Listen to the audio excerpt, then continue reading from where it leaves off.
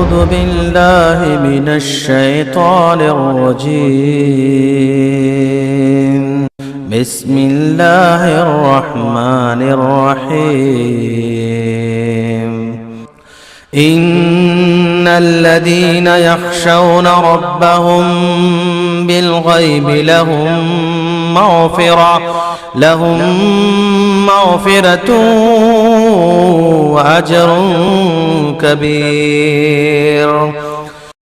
وأسروا قولكم واجهروا به إنه عليم بذات الصدور. ألا يعلم من خلق وهو اللطيف الخبير. كنتم خير أمة أخرجت للناس تأمرون بالمعروف وتنهون عن المنكر وتؤمنون بالله. تم گناہ پر گناہ کیے چلے جاؤ، ایک گناہ، دو گناہ، تین گناہ، پوری زندگی گناہوں میں ڈوبی ہوئی ہے، گناہ پر گناہ کیے چلے جا رہے ہو. ترکل اور ترتجی، اور تمہیں امید ہے ترکل جنانی بہا، ان گناہوں کے کرنے کے بعد بھی تمہیں جنت پانے کی امید ہے. وہ فوز العابدی، اور ایک عبادت گزار کی کامیابی تمہیں ملنے والی ہے.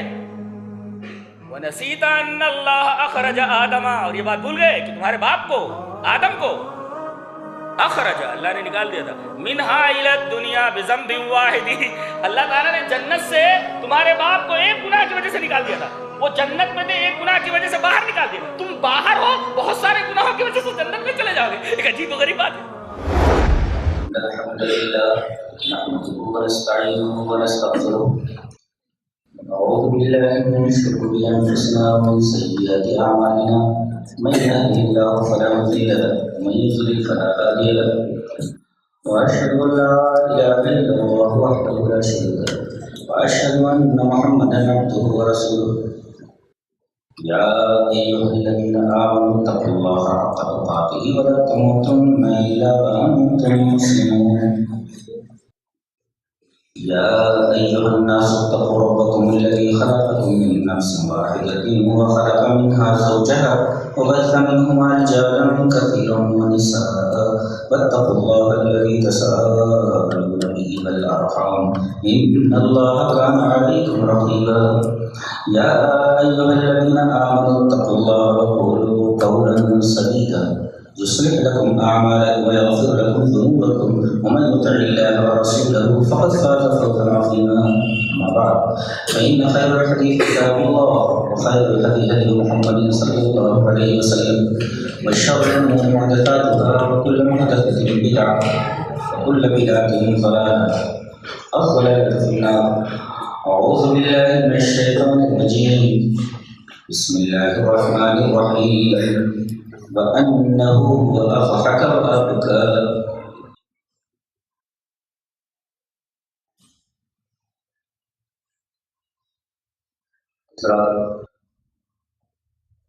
علماء کرام، محترم بزرگوں، نوجوان بھائیوں، پیارے بچوں، خواتین اسلام، موضوع گفتگو ہے رونا. اللہ تبارک و تعالیٰ نے سورہ نجم میں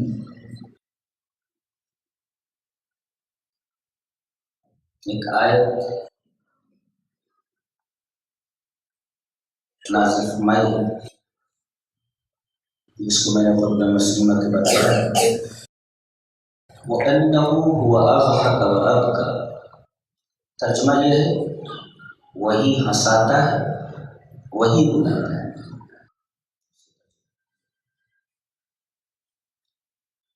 گویا اللہ ہی ہنساتا ہے، اللہ ہی رلاتا ہے. سوال یہ ہے کہ آدمی ہنستا کب اور روتا کب؟ جواب اس کے لیے ہے کہ آدمی کو جب خوشی ملتی ہے ہنستا ہے، اور آدمی کو جب غم ملتا ہے تو وہ روتا ہے. تو جب وہی ہنساتا ہے وہی رلاتا ہے، اور ہنسی کا سبب خوشی اور ہوکا یعنی رونے کا سبب غم، گویا خوشی بھی وہی دیتا ہے اور غم بھی وہی دیتا ہے۔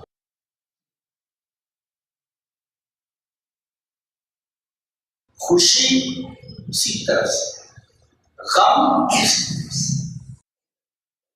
اب کہا جا سکتا ہے کہ جب خوشی وہی دیتا ہے، غم وہی دیتا ہے، تو خوشی اسی سے مانگو اور غم دور کرنے کے لیے اسی سے مدد مانگو، یا اسی کے سامنے ہاتھ پھیلاؤ۔ خوشی کسی اور آسان سے مانگنا اور غم کے ازالے کے لیے کسی اور آسان پر جانا، یہ دونوں باتیں شرک کی قبیل سے۔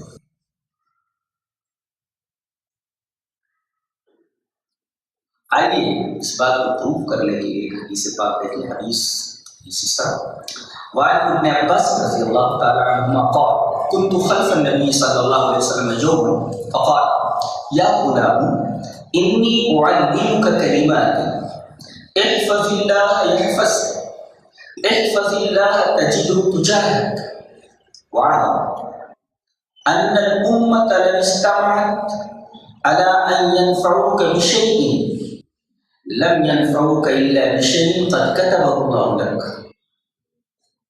وإن اجتمعوا على أن يزوروك بشيء لم يزوروك إلا بشيء قد كتبه الله عليك رفعت الأقلام وجفت الصحف رواه الترمذي في أبواب صفة القيامة۔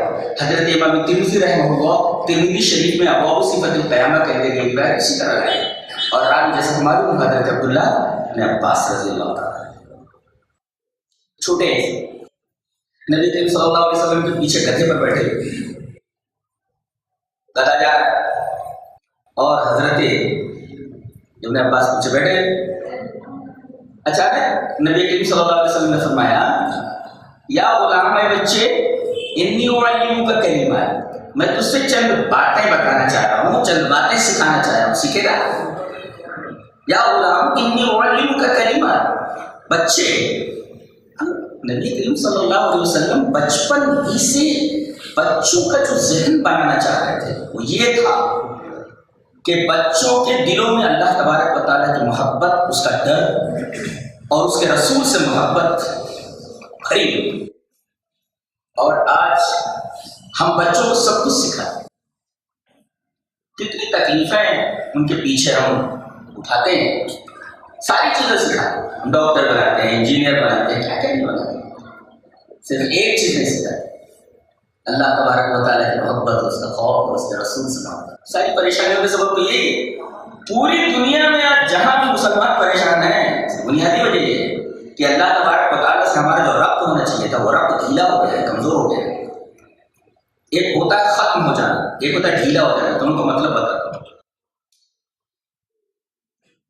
ایک ہیٹر ہے، ہیٹر وہ لوہے کا ایک ٹکڑا ہوتا ہے، اسے پانی میں جب ڈالتے ہیں تو بجلی سے اگر اسے کنیکٹ کر دیا جائے تو لوہا گرم ہو جاتا ہے اور پانی کو گرم کر دیتا ہے۔ اس کے اندر ایک پلگ لگا ہوا ہوتا ہے، اس کو بجلی سے کنیکٹ کر دیا جاتا ہے اور بجلی اسی تار کے ذریعے اس ٹکڑے کے اندر آ جاتا ہے، جس کی وجہ سے پانی گرم ہو جاتا ہے۔ اب وہ ربط بجلی سے ڈھیلا کب ہوتا ہے؟ جب ساکٹ سے بجلی کے ربط کو ختم کر دیا جائے، وہ وائر یا تار نکال دیا جائے، تو یہ ہے ربط کا ڈھیلا ہو جانا۔ اور ایک ہے ہیٹر ہی کر رہا ہے تو ربط بالکل ختم ہو گیا۔ تو اللہ تبارک و تعالیٰ سے کہیں ربط ڈھیلا ہو گیا ہے ہمارا اور کہیں ختم ہو گیا ہے۔ پوری دنیا میں مسلمان جہاں پریشان ہیں اسی وجہ سے پریشان ہیں۔ بتائیے اگر بجلی کا ربط اس ہیٹر سے ختم کر دیا جائے تو اسے ایک بچہ اپنے ہاتھ میں لے کر کھیل سکتا ہے، لیکن اگر اس کا ربط لوہے کے ٹکڑے کا بجلی سے جوڑ دیا جائے تو انسان تو کیا، بچہ تو کیا، ہاتھی بھی اس کے قریب آنے سے ڈرے گا۔ اللہ تبارک و تعالیٰ وہ ربط ہمارا ختم ہو گیا. لوگ پوچھتے ہیں کہ دنیا میں ایسا کیوں ہو رہا ہے, میانمار میں کیوں ایسا ہو رہا ہے. لوگ یہ پوچھتے ہیں کہ بھئی سیریا میں ایسا کیوں ہو رہا ہے. لوگ یہ پوچھ رہے ہیں کہ فلسطین میں ایسا کیوں ہو رہا ہے. سب ظاہر ہے ربط ڈھیلا ہو گیا ہے ہمارا. اگر ہم اپنی زندگیوں پر نظر ڈالیں تو ہم کس لائن سے مسلمان ہیں؟ شروع ہی سے ان کا اللہ تبارک و تعالیٰ سے جڑا, اور نفسیاتی طور پر وہ دھیرے دھیرے جیسے جیسے وہ جوانی کی طرف قدم بڑھائے اللہ سے ان کا ربط مضبوط ہوتا جائے. یا خدا اے بچے انی اعلمک کلمات, بچے کی باتیں تجھے بتانے جا رہا ہوں, یاد کرے گا؟ ضرور ہے رسول. بچہ بھی اس کو لینے کے لیے تیار ہے. کہ پہلی بات احفظ اللہ یحفظک, تو اللہ کی حفاظت کر, اللہ تیری حفاظت کرے گا. یہاں ایک سوال ہے, تو اللہ کی حفاظت کر, اللہ تمہاری حفاظت کو محتاج ہے؟ نہیں. احفظ حدود اللہ, اللہ کے حدود کی حفاظت کر. حدود کی حفاظت کا مطلب یہ ہے کہ اللہ جس چیز کا حکم دے اسے کرو اور جس چیز سے روکے اسے رک جاؤ. یہ ہے حدود کی حفاظت. تو احفظ اللہ, تم اللہ کے حدود کی حفاظت کرو تو اللہ تمہاری حفاظت کرے گا. اچھا دوسرے احفظ اللہ تجدہ تجاہک, اگر تو اللہ کے حدود کی حفاظت کرے گا تو اللہ کو اپنے سامنے پائے گا. بتاؤ کتنی شاندار تعبیر ہے کہ اگر تم اللہ کے حدود کی حفاظت کرو گے تو اللہ کو اپنے سامنے پاؤ گے. بتاؤ اگر اللہ تمہارے سامنے ہو تو تم کو اس طرح پیٹتا ہوا کٹتا ہوا پریشان ہوتا وہ دیکھ سکتا ہے؟ پتہ یہ چلا کہ ہم نے اللہ تبارک و تعالیٰ کے حدود کی حفاظت چھوڑ دی ہے. جب تک ہم اللہ کے حدود کی حفاظت کرتے رہے, پردہ بیچ میں سے اٹھا رہا, رفع حجاب ہوا, اللہ نے کہا کہ کون ہو جو پردے اٹھا دو. اور جب تم نے اللہ تبارک و تعالیٰ کے حدود کی حفاظت کرنی چھوڑ دی, اللہ نے فرمایا ارفع الحجاب, باتیں گرا. بہت پیاری بات ہے یہ. احفظ اللہ یحفظک, تو اللہ کی حفاظت کر, اللہ کے حدود کی حفاظت کر, اللہ تیری حفاظت کرے گا. احفظ اللہ جملے کو اس طرح دہرایا گیا, احفظ اللہ تجدہ تجاہک, تو اللہ کے حدود کی حفاظت کر تو اللہ کو اپنے سامنے پائے گا. اللہ تیرے سامنے ہو تو رب کہیں ڈھیلا ہو گیا اور کہیں ختم ہو گیا. تمہارے نہیں جاؤ گے, کاٹے نہیں جاؤ گے, کیا کچھ نہیں ہو سکتا. اور آگے فرمایا گیا میرے بچے جان لیں ان الامة لو اجتمعت على ان ينفعوك بشيء لم ينفعوك الا بشيء قد كتبه الله. پوری دنیا کے لوگ مل کر جمع ہو جائیں, مل کر کے اگر تجھے کوئی نفع دینا چاہے تو اتنا ہی نفع پہنچ سکتا ہے جتنا کہ اللہ نے تیرے لیے لکھ دیا ہے. اور یہ جان لے وَإِنِ اسْتَمَعُوا, اور اگر وہ جمع ہو جائے اس بات پر أَن يَنفَعُوكَ أَن يَضُرُّوكَ, کہ تجھے تکلیف پہنچائے, تو لَمْ يَضُرُّوكَ إِلَّا بِشَيْءٍ قَدْ كَتَبَهُ اللَّهُ عَلَيْكَ, اتنا ہی نقصان پہنچا سکتے ہیں جتنا کہ اللہ تعالیٰ نے تجھے نقصان پہنچانے کے لیے لکھ دیا ہے. آخر میں فرمایا گیا رفعت الاقلام وجفت الصحف, رفعت الاقلام وجفت الصحف, قلمیں اٹھا دی گئی, صحیح تو سوکھ گئے, قلمیں اٹھا دی گئی, بھائی اب کچھ لکھنے کے لیے باقی نہیں رہا, کیا بولتے ہیں قلمیں اٹھا دی گئی, جفت الصحف, صحیح تو سوکھ گئے, یعنی اب کچھ لکھنے کے لیے کاغذ پر باقی نہیں رہا. یہ تعبیر ہے کہ یہ جو کچھ کہا گیا ہے بالکل یقینی ہے اور ایسا ہی ہو کر رہے گا, اس کے علاوہ اس کے خلاف نہیں ہوتا, اس لیے کہ قلمیں اٹھا دی گئی اور صحیح تو سوکھ گئے. رفعت الاقلام وجفت الصحف, قلمیں اٹھا لی گئی اور صحیح تو سوکھ گئے. یہ حدیث ایسی ہے اسے حفظ جا بنا لینا چاہیے. اور نبی کریم صلی اللہ علیہ وسلم یہ حدیث ایک بچے کو سکھایا ہے. تو ہم یہ کہیں کہ اگر آدمی کو نفع پہنچتا ہے تو خوش ہوتا ہے, ضرر پہنچتا ہے تو روتا ہے, گویا کہ نفع اسی کی طرف سے, ضرر بھی اسی کی طرف سے, تو لہذا نفع بھی اسی سے مانگو اور جب ضرر میں مبتلا ہو تو اسی سے ازالے کے لیے بولو. توحید کا ایک نقطہ اس آیت کریمہ سے ملا. وَأَنَّهُ هُوَ أَضْحَكَ وَأَبْكَى, وہی ہنساتا ہے اور وہی رلاتا ہے. رونا تمام انبیاء کرام کی سنت رہی ہے.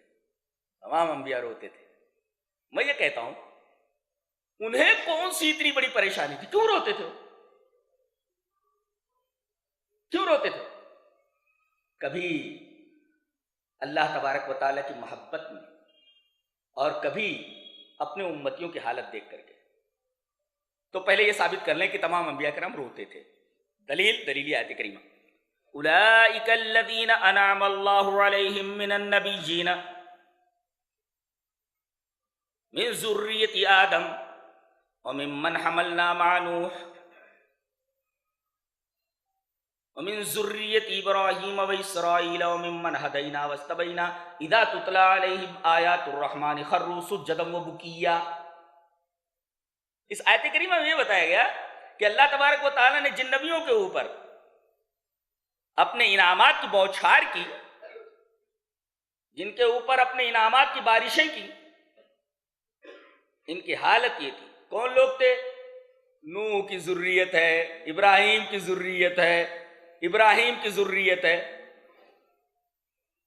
جتنے بھی انبیاء کرام آئے، اذا تتلی علیہم آیات الرحمن، جب اللہ کی آیتیں ان کے اوپر تلاوت کی جاتی تھی تو خروا سجدا وبکیا، تو سجدے میں گر جاتے تھے اور زار و قطار روتے تھے. پتہ یہ چلا کہ تمام انبیاء کرام کی سنت ہے یہ رونا. اولئک الذین انعم اللہ علیہم من النبیین، کون کون سے انبیاء؟ ان کی ذریت سے، ان کی ذریت سے، ان کی ذریت سے. جتنے بھی انبیاء کرام آئے سب کی عادت یہ تھی، سب کا طریقہ یہ تھا، سب کا وتیرہ یہ تھا کہ وہ سجدے میں گر کر کے اللہ تبارک و تعالیٰ سے روتے تھے.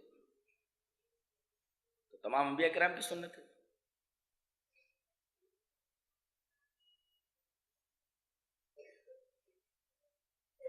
تمام اہل علم جن کو اللہ تبارک و تعالی نے اپنی کتاب کا علم دیا ہے، اپنے رسول کی احادیث کا علم دیا ہے، اگر یہ روئیں تو یہ اچھے عالم ہیں، اور اگر یہ نہ روئیں تو ان کے اوپر عالم کا اطلاق نہیں ہو سکتا. یہ عالم نہیں. اللہ تبارک و تعالی نے سورہ بنی اسرائیل میں ارشاد فرمایا. یہ جو آیت تھی سورہ مریم کی تھی، اب یہ دوسری آیت میں پڑھنے جا رہا ہوں، یہ سورہ بنی اسرائیل کی ہے. اللہ نے فرمایا قل آمنوا به او لا تؤمنوا ان الذين اوتوا العلم من قبله اذا يتلى عليهم يخرون للاذقان سجدا ويقولون سبحان ربنا ان كان وعد ربنا لمفعولا ويخرون للاذقان يبكون ويزيدهم خشوعا. یہ اہل علم کا بیان ہے جنہیں اللہ تبارک و تعالیٰ نے علم دیا ہے. جب ان کے اوپر اللہ تبارک و تعالیٰ کی آیتیں تلاوت کی جاتی ہیں، اذا یتلی علیہم آیات الرحمن، اللہ کی رحمان کی آیتیں تلاوت کی جاتی ہیں، تو یہ کیا کرتے ہیں؟ یہ اپنی ٹھوڑیوں کے بل زمین پر گر جاتے ہیں اور زار و قطار روتے ہیں. یبکونا، روتے ہیں. پتہ یہ چلا کہ جس طریقے سے رونا تمام انبیاء کرام کی سنت ہے، اہل علم کی سنت بھی یہ ہونی چاہیے. اور اگر کوئی اہل علم نہ روئے اللہ کی بارگاہ میں، سجدے میں گر جائے ہاتھ اٹھا کر کے اللہ تبارک و تعالیٰ سے نہ روئے، تو اس کے اوپر اولو العلم کا، ذی علم کا، عالم کا اطلاق نہیں ہو سکتا. وہ عالم ہے ہی نہیں. اس لیے کہ روئے گا تو رونے کا سبب اللہ تبارک و تعالیٰ سے محبت، اس کے سامنے عاجزی کا اظہار. اور اگر یہ بات علم نہ پیدا کر سکے تو پھر اس علم سے فائدہ کیا؟ وہ عالم کہاں ہے؟ تو رونا تمام انبیاء کرام کی سنت، تمام اہل علم کا طریقہ. ہمارے اسلاف بھی کیسے تھے. ایک واقعہ حضرت حسن بصری کا ہے اس طرح سے. مر الحسن البصری بشاب وهو مستغرق في ضحكه وهو جالس مع قوم في مجلس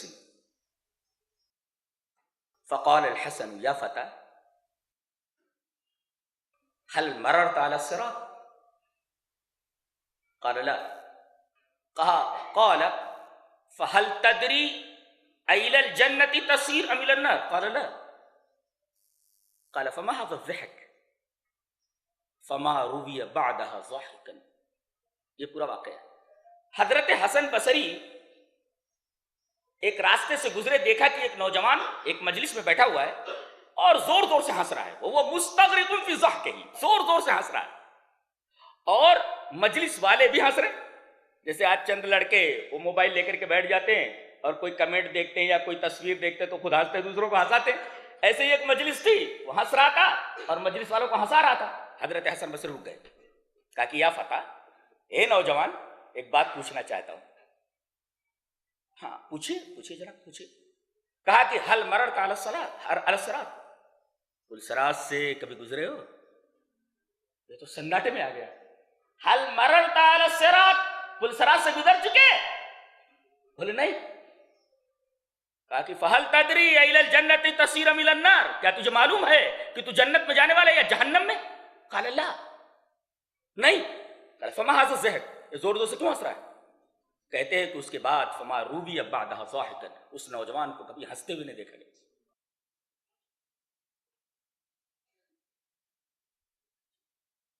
اس نوجوان کو کبھی ہنستے ہوئے نہیں دیکھا گیا۔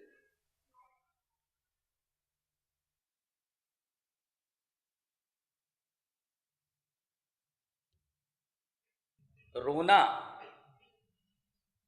یہ کائنات کے ہر شے کی صفت ہے، صرف انسان ہی نہیں روتا ہے، کائنات کی ہر شے روتی ہے۔ اللہ تبارک و تعالیٰ نے ارشاد فرمایا فما بکت علیہم السماء والارض وما كانوا منظرین، فرعون اور آل فرعون کے اوپر آسمان اور زمین نہیں روئے اور نہ ان کو مہلت دی گئی۔ پتہ یہ چلا کہ آسمان اور زمین دونوں روتے ہیں۔ آسمان اور زمین روتے ہیں، آسمان کیوں روتا ہے؟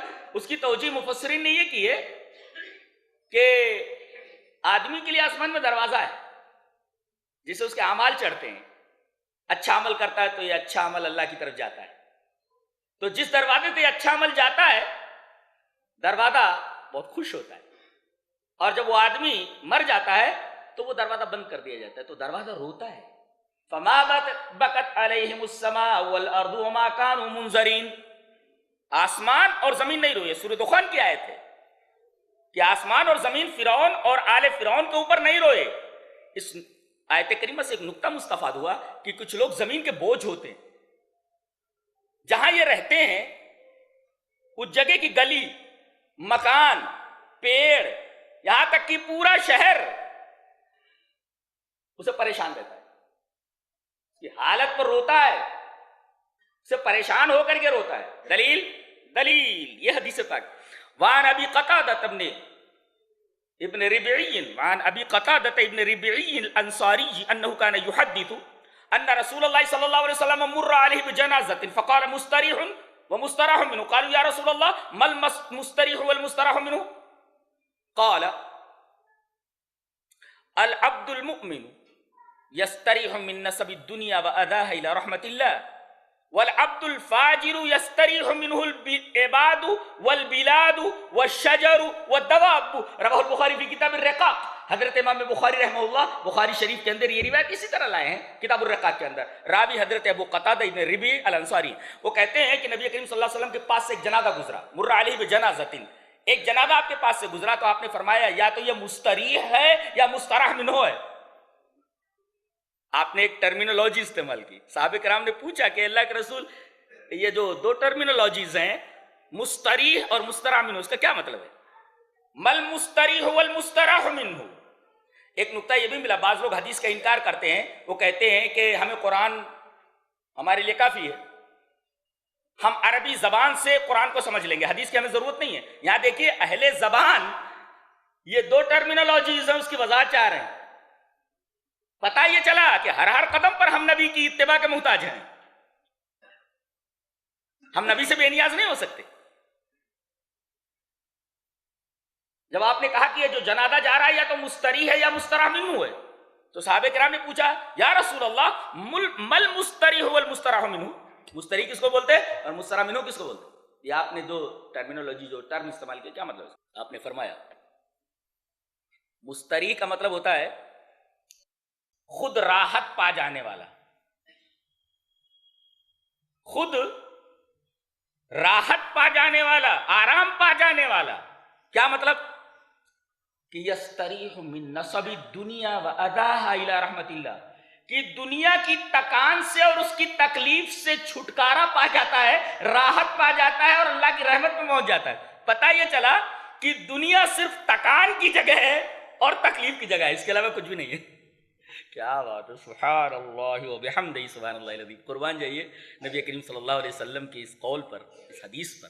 آپ نے فرمایا من نصب الدنیا وعداہا، کہ دنیا پوری کی پوری تکان ہے. کیا ایسا نہیں ہے؟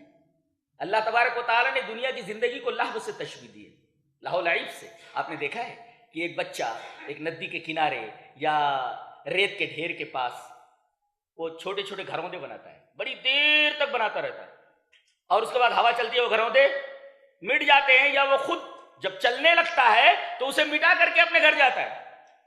سوال یہ ہے کہ اس نے گھر بنانے میں تو کافی وقت لگایا ہے اور مٹا کر کے جا رہا ہے. ملا کیا اس کو؟ صرف اور صرف نصب، تکان. صرف اور صرف تکان ملی. اور کیا ملی؟ عزا، تکلیف. جب تک آدمی دنیا میں رہتا ہے تب تک نصب سے یعنی تکان سے اور تکلیف سے اسے چھٹکارا نہیں ملتا. یہ دنیا مکمل نصب نون صاد پہ نصب، تکان اور عزا، تکلیف کی جگہ ہے. اور ایک بات یہی سمجھ لو، یہ چیز یعنی نصب جنت میں نہیں ہے. نصب کا ایک دوسرا مطلب آپ دیکھ لیں. نصب کا ایک مطلب ہوتا ہے تکان اور دوسرے بورڈم. آدمی جب کسی سے اکتا جاتا ہے تو کہتے ہیں کہ ہی از فیلنگ بورڈم، بوریت محسوس کر رہا ہے. وہ گویا دنیا پوری کی پوری بور جگہ، بورڈ ہے، ایک دم بیکار قسم کی. آدمی صرف اور صرف بور ہوتا ہے. آدمی کو پیسہ بھی کافی مل جائے تو وہ عیش و آرام سے بور ہو جاتا ہے، نہیں ہوتا؟ بور ہو جاتا ہے. وہ پھر اور سکون حاصل کرنے کی نئی نئی شکلیں ڈھونڈنے کی کوشش کرتا ہے. تو نصب کا مطلب تکان. اللہ تبارک تعالیٰ نے فرمایا یہ دنیا میں ہے اور یہ ہماری جنت میں نہیں ہے. یہ چیز ہماری جنت میں نہیں. اللہ نے فرمایا لا یمسہم فیہا نصب، صرف اسی کا تذکرہ کیا گیا. اور انہیں جنت کے اندر نصب چھوئے گا بھی نہیں. یہاں تو پکڑے ہوئے چھوئے گا بھی نہیں، بوریت محسوس ہوگی ہی نہیں. یہ جنت کی سب سے اعلیٰ خصوصیت ہے. کیا بات ہے، سبحان اللہ. لا یمسہم فیہا نصب، نصب چھوئے گا بھی نہیں ان کو. وما ہم منہا بمخرجین، اور وہاں مرنے کا تو سوال پیدا نہیں ہوتا، نکالے جانے کے بعد. یہاں تو نکال دیا جاتا ہے. ایک تو یہاں نصب ہی نصب ہے اور دوسرے چل نکل لے. اب کیسے لوگ ہیں، خوب مزے لیتے ہیں، مزے مارتے ہیں، اس کے بعد چپ چاپ نکل لیتے ہیں. کہتے کون پکارا ہو گیا؟ بولے بھلا چلا گیا، چلا گیا. جب تک رہا تب تک نصب میں مبتلا رہا، اس کے بعد نکال دیا گیا. چل نکل لے. بنگلہ چھوڑ کر کے چلا جا رہا ہے، گاڑیاں چھوڑ کر کے چلا جا رہا ہے، چل نکل لے یہاں سے. اللہ فرماتا ہے یہ دونوں چیزیں ہماری جنت میں نہیں ہیں. لا یمسہم فیہا نصب وما ہم منہا بمخرجین. یہاں بوریت نہیں ہے اور دوسرے یہاں سے نکالا نہیں جائے گا کہ چل نکل لے یہاں سے. جو داخل ہو گیا سو داخل ہو گیا. کیا قرآن کبھی غور سے پڑھے ہو؟ اتنی مزیدار کتاب ہے. دنیا کی ساری کتابیں قربان کی جا سکتی ہیں ایک آیت کریمہ کے اوپر. کاش کوئی پڑھے اس کو. میں تو 15 سال سے اس کتاب عظیم کا ایک ادنا طالب علم ہوں، اور کہیں کہیں تو دہشت تاری ہو جاتی ہے، کہیں کہیں زاروں قطار رونے کا دل چاہتا ہے، کہیں کہیں جی بھر کے ہنسنے کو جی چاہتا ہے. کیا کیا باتیں، کیسی کیسی کتاب ہے. سبحان اللہ و بحمدہ، سبحان اللہ العظیم. پڑھو اس کتاب. اس کتاب سے ربط کم ہو گیا پوری دنیا میں. جہاں مارے کاٹے جا رہے ہیں اس کتاب سے کوئی ربط نہیں ان کا. یہ بات یاد رکھ لو. ہیں جہاں بھی مارے کاٹے جا رہے ہیں اس کتاب عزیز سے ربط ختم ہو گیا ہے لوگوں کا. تو لا یمسہم فیہا نصب وما ہم منہا بمخرجین. انہیں نصب، تکان نہیں چھوئے گی اور نکالے بھی نہیں جائیں گے وہاں سے. مزے ہی مزے. اچھا اب دیکھو یار، اگر مومن ہے تو مومن ہمیشہ تکلیف میں رہتا ہے، نصب میں رہتا ہے. یستریح من نصب الدنیا واداہا. مر گیا مومن تو دنیا کے نصب سے، بوریت سے وہ آرام پا گیا، وہاں کی تکلیف سے آرام پا گیا. اور کہاں چلا گیا؟ الی رحمت اللہ. پتہ یہ چلا کہ اللہ کی رحمت میں یہ نصب اور عزا نہیں ہے، یہ بورڈم اور یہ تکلیف نہیں. اور برا آدمی والعبد الفاجر، اور برا بندہ اللہ کا، یستریح منہ العباد والبلاد والشجر والدواب. آرام پا جاتے ہیں اس کے مرنے کی وجہ سے. یہ جو ناپاک اور یہ اللہ کا نافرمان بندہ تھا اس کی وجہ سے آرام پا جاتے ہیں اللہ کے بندے. شہر، گلیاں، پیڑ، چوپائے. حدیث نہیں سمجھ میں آئی؟ برے آدمی سے پریشان رہتے ہیں لوگ، وہ تو دکھائی دیتا ہے. اور صرف لوگ ہی پریشان نہیں رہتے، بلاد گاؤں پریشان رہتا ہے. شہر کہتا ہے ارے مر بھی. سودا کے ایک شعر ہے بڑا پیارا سا، کہتا ہے سودا تیری فریاد سے آنکھوں میں کٹی رات. سودا تیری فریاد سے آنکھوں میں کٹی رات، آتی ہے سحر ہونے کو اب تو کہیں مر بھی.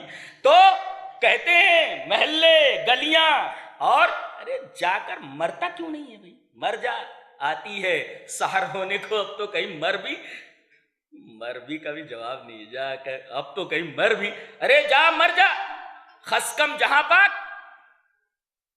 تو گلیاں اس سے پریشان رہتی ہیں، شہر اس سے پریشان رہتی. یہی نہیں بلکہ اگر وہاں پیڑ بھی ہے، الشجر درخت بھی پریشان رہتا ہے، آرام مل جاتا ہے اس کو. وہ دواب چوپائے، ادھر بکریاں، بھیڑ، یہ بھی اس سے پریشان رہتی ہے اس کے گناہوں کی وجہ سے. بتاؤ کون کون اس سے پریشان رہتا ہے؟ گنہگار. زمین جس پر چلتا ہے کہہ رہی ہے مر بھی، خسکم جہاں پاک، نکل لے یہاں سے کہ ہمیں آرام ملے.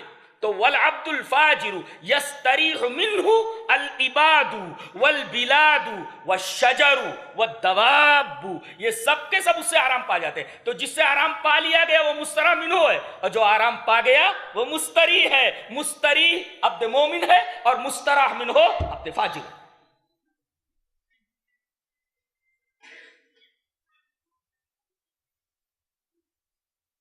تو صرف زمین اور آسمان ہی نہیں روتے، انسان ہی نہیں روتے، بلکہ پیڑ روتے ہیں، چوپائے روتے ہیں، بندے روتے ہیں، شہر روتے ہیں، سب روتے ہیں. نبی کریم صلی اللہ علیہ وسلم جب خطبہ دیتے تھے تو وہاں ایک نخلا، کھجور کا یا کسی درخت کا ایک تنا تھا، وہاں اس کے اوپر آپ ہاتھ رکھتے تھے، یا قریب تھا اس کے اوپر ہاتھ رکھتے تھے. آئیے وہ حدیث پہلے دیکھ لیتے ہیں. حدیث اس طرح. وعن جابر بن عبد اللہ رضی اللہ تعالی عنہ ان النبی صلی اللہ علیہ وسلم كان يقوم يوم الجمعة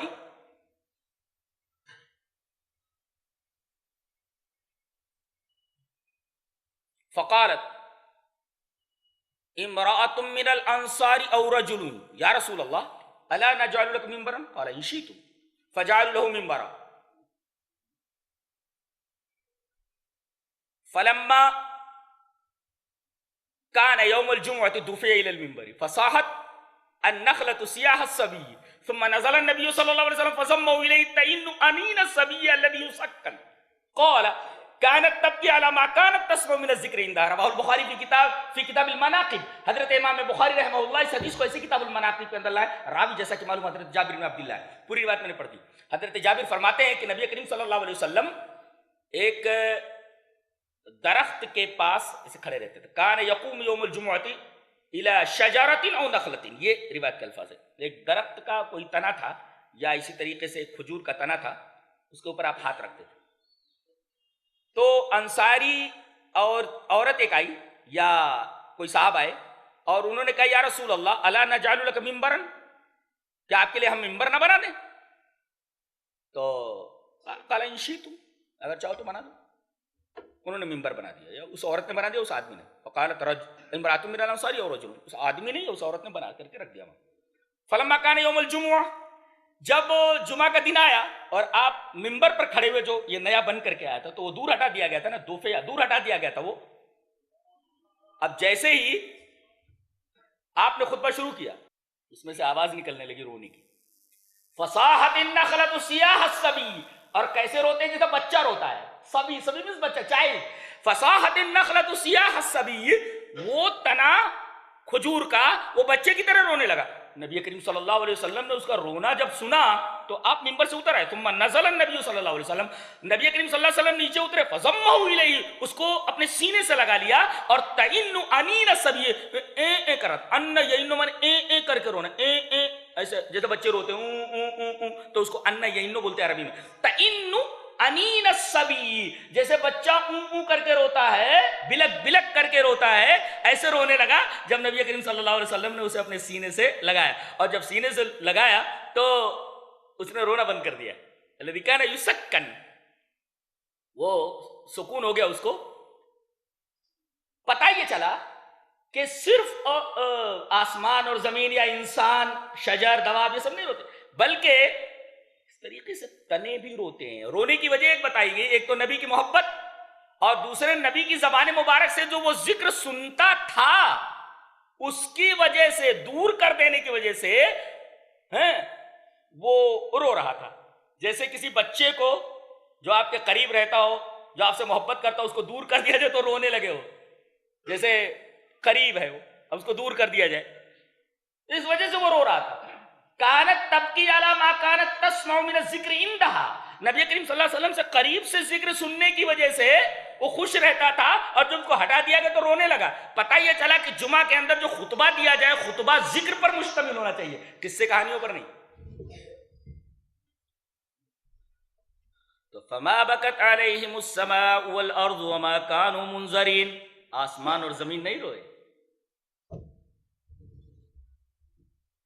حضرت ابو دردہ رضی اللہ تعالیٰ عنہ بڑے پیارے صحابی ہیں نبی کریم صلی اللہ علیہ وسلم کے. ایک واقعہ سناؤں ان کا، چلیے پہلے عربی پڑھ لیتے ہیں ان کے بارے میں. وعن ابی الدرداء رضی اللہ تعالیٰ عنہ قال اضحکنی ثلاث وابکانی ثلاث. اضحکنی مؤمل دنیا والموت یطلب، وغافل لیس من مغفول عنہ، وضاحک بملء فیہ لا یدری اعرض اللہ ام اسخطہ، وابکانی فراق احب الاحبۃ محمد صلی اللہ علیہ وسلم وصحبہ، وحول المطلع عند غمرات الموت،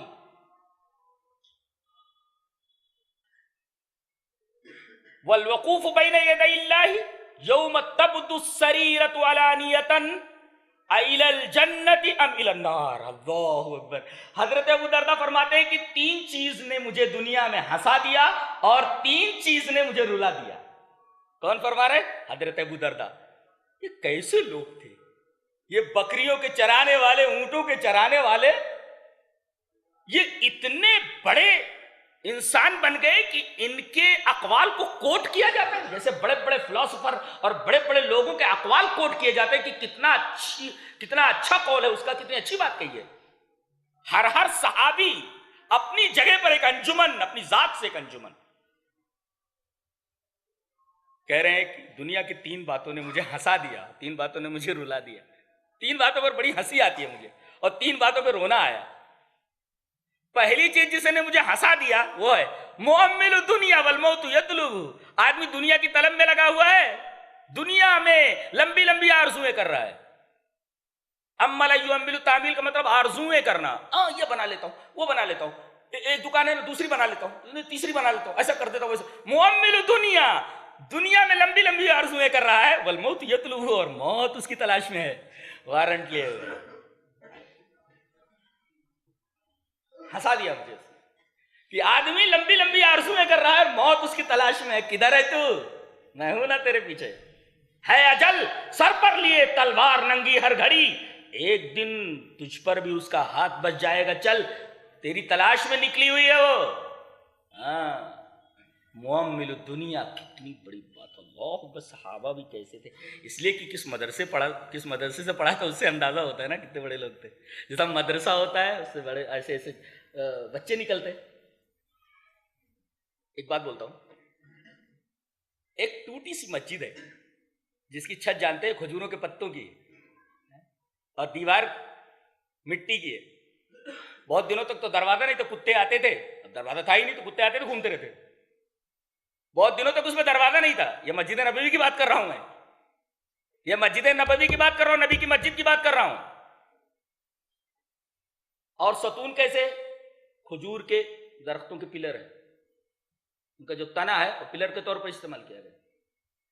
لیکن استاذ کیسا ہے؟ اللہ کا نبی ہے. اور طلبہ کیسے؟ میں اللہ کی قسم کھا کر کے کہتا ہوں کہ دنیا کی تمام یونیورسٹیز مل کر کے اور دنیا کے جتنے بھی پیسے والے ہیں سب پیسہ لگا دیں اور ایک لڑکے کو اگر ایک صحابی جیسا بنانا چاہے ناممکن ہے. دیٹ از امپاسبل, ناممکن ہے. ارے تم ایک صحابی نہیں پیدا کر سکتے, پوری دنیا کی یونیورسٹیز اور کالجز مل کر کے کون سی تربیت کر رہے ہو تم. اور میں کہتا ہوں اصل ہیرو وہی لوگ تھے, اور ایک ہیرو نہیں دیکھو گے تو 1,24,000 تک تقریباً اتنے جتنے انبیاء اتنے صحابہ ہیں. جی 1,24,000 سے بھی زیادہ ہے صحابہ کرام, اور سب کے سب ہیرو ہیں. ارے وہ ٹوٹی پوٹی مسجد نرسری آف ہیروز, ہیرو لوگوں کی نرسری ہے, ہیرو لوگوں کی نرسری. ایک ہیرو نہیں, لاکھوں ہیرو پر ہزاروں ہیرو ہیں, اور اپنی جگہ پر ہر ایک صحابی ہیرو ہے. جی نرسری آف ہیروز, ہیرو لوگوں کی نرسری. اور ایسی پڑھائی, سپاہی بنا دیا گیا تو سپاہی, کمانڈر ان چیف بنا دیا گیا کمانڈر ان چیف, قاضی بنا دیا گیا تو قاضی, جج بنا دیا گیا تو جج. اللہ کہاں سے پڑھے, گورنر بنا دیا گیا تو گورنر, ہمارے سی ایم کہتے ہیں نا سی ایم بنا دیا گیا تو سی ایم. کہاں سے پڑھا تھا انہیں حساب کرنے والے, سی اے کی ضرورت نہیں تھی. میں ایم بی اے کر کے وہاں نہیں ان کو داخلہ لیا جاتا تھا کہ بھائی آئیے حساب کیجئے. اور حکومت کتنی بڑی تھی, ایسے ایسے 10 ہندوستان ضم ہو جائیں, معلوم ہے, ایسے ایسے 10 ہندوستان کے برابر حضرت عمر رضی اللہ تعالیٰ عنہ کی حکومت تھی, معلوم ہے. حضرت نبی کریم صلی اللہ علیہ وسلم کے زمانے میں پورا جزیرۃ العرب اور عراق کے کچھ ایریے, حضرت ابو بکر کے زمانے میں پورا عراق, اور اس کے بعد حضرت عمر کے زمانے میں پورا کا پورا روم حلب تک, انطاکیہ تک فتح ہو گیا تھا, اور پورا ایران فتح ہو گیا تھا, اور حضرت عبداللہ ابن عمر ابن عاص رضی اللہ, حضرت عمر ابن عاص کے ہاتھوں پورا مصر فتح ہو چکا تھا, اسکندریہ فتح ہو چکا تھا, سب پورے ضم ہو گئے تھے, شام فتح ہو چکا تھا. کتنی بڑی حکومت تھی, کیسے چلتا تھا, حساب کتاب ضروری ہے نا, کوئی آڈٹ کرنے والا ہونا چاہیے, آڈیٹر ہونا چاہیے نا, محاسب, کوئی سی اے ہونا چاہیے کہ نہیں, آڈیٹر. اور ڈاک کا نظام, کمیونیکیشن. ہم کیا تھے کہاں آ گئے معلوم ہے, ہمیں اپنے کمپیوٹر کے اوپر ناز ہے, ہمیں اپنے کمیونیکیشن کے اوپر ناز ہے, ہم اپنی تاریخ بھول گئے. نرسری آف ہیروز, ہیرو لوگوں کی نرسری. ایک ہیرو ہے, کسی بات کر رہا ہے, دیکھو, اضحکنی ثلاثن وابکانی ثلاثن, دنیا کی 3 باتوں نے مجھے ہنسا دیا اور 3 باتوں نے مجھے رلا دیا. پہلی چیز جس نے مجھے ہنسا دیا وہ یہ, مؤمل دنیا والموت یطلبو. کیسے اسکول سے پڑھے ہوئے لوگ تھے, کیا کوٹ ہے, کیا کیسے کتنی شاندار بات ہے, مجھے حیرانی ہوتی ہے, کیا مدرسہ تھا, کیسے کیسے پڑھنے والے لڑکے تھے. مؤمل دنیا والموت یطلبو, دنیا میں لمبی لمبی آرزویں کرنے والا جس کی تلاش میں موت نکلی ہوئی ہے. اور دوسرے جس چیز نے مجھے ہنسا دیا, غافل ولیس بمغفول عنہ, ایسا لاپرواہ جس سے لاپرواہی نہیں کی جا رہی ہے. نہیں سمجھے, ایک آدمی غافل ہے, ارے کیا ہونے والا ہے, مست ہے, کہیں پی کر پڑا ہوا ہے تو کہیں پیسوں میں مست ہے, کہیں موبائل میں غافل ہے, لیکن اس سے غافل ایک ذات نہیں ہے اوپر, ہاں مکمل اس کی نگاہ میں ہے. میرے پاس الفاظ نہیں کہ میں تعریف کر سکوں اس قول کی. آپ غافل, انکیئرفل ہیں آپ, لیکن کوئی ہے جو برابر آپ کے اوپر نگاہ رکھے ہوئے, کیئرفل ہے آپ کے تعلق, آپ کے تعلق سے کیئرفل ہے. وَغَافِلٌ لَيْسَ بِمَغْفُولٍ عَنْهُ, ایسا غافل جس سے غفلت نہیں کی جا رہی ہے, برابر اس کی نگاہ میں ہے, اللہ کی نگاہ میں. اور تیسری بات جس نے مجھے ہنسا دیا وہ ہے وَضَاحِكٌ بِمِلِي فِيهِ, بِمِلِي پھر منہ بھر کر, بِمِلِي فِيهِ منہ بھر کر, ضاحک مانے ہنسنے والا, منہ بھر کر ہنسنے والا, دور دور سے ہنسنے والا.